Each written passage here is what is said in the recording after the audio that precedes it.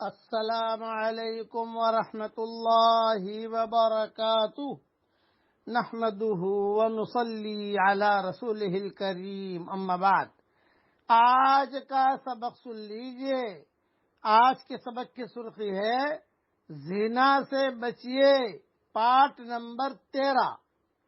حضرت محمد صلی اللہ علیہ وسلم نے یہ بھی ارشاد فرمایا کہ جب بھی کسی قوم میں برسر عام بے حیائی اور بدکاری کی کثرت ہوگی تو ان میں طاعون اور ایسی بیماریاں پھیل جائیں گی جو ان سے پہلے لوگوں میں پائی نہ جاتی تھی۔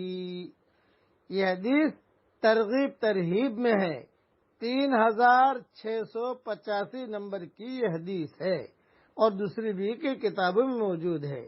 آج کل یہ کورونا وائرس کی بیماری اور نیا کورونا وائرس، پرانا کورونا وائرس، یہ سب اسی حدیث کے ذیل میں آ جاتے ہیں کہ ایسی بیماریاں پھیل جائیں گی جو ان سے پہلے لوگوں میں پائی نہ جاتی تھی۔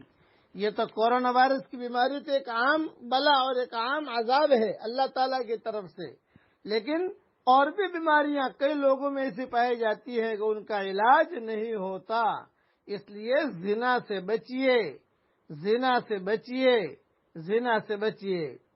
اب گناہ معاف کرانے کا نبوی نسخہ، 3 مرتبہ دھیان سے یہ استغفار پڑھ لیجئے، تمام صغیرہ گناہ معاف ہو جائیں گے انشاءاللہ۔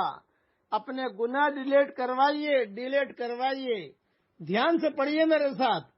استغفر اللہ الذی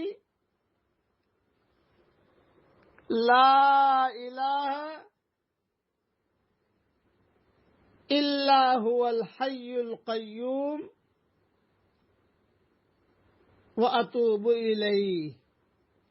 استغفر اللہ الذی لا الہ الا هو الحی القیوم واتوب الیہ۔ استغفر اللہ الذی لا الہ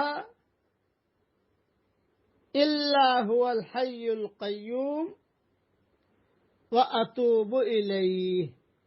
فضیلت بھی سن لیجئے، جو شخص 3 مرتبہ یہ استغفار پڑھے اس کے تمام گناہ معاف ہو جائیں گے، خواہ وہ میدان جنگ سے کیوں نہ بھاگا ہو۔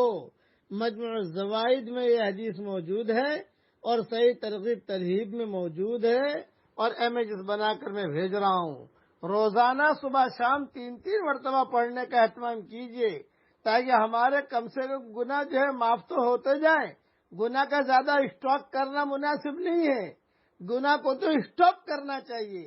دیکھیے 3 مرتبہ میں نے پڑھا، اللہ نے میرے سارے گناہ معاف کر دیے۔ آپ بھی پڑھ لیجئے، آپ کے گناہ بھی معاف ہو جائیں گے۔ آمین۔ وآخر دعوانا ان الحمدللہ رب العالمین۔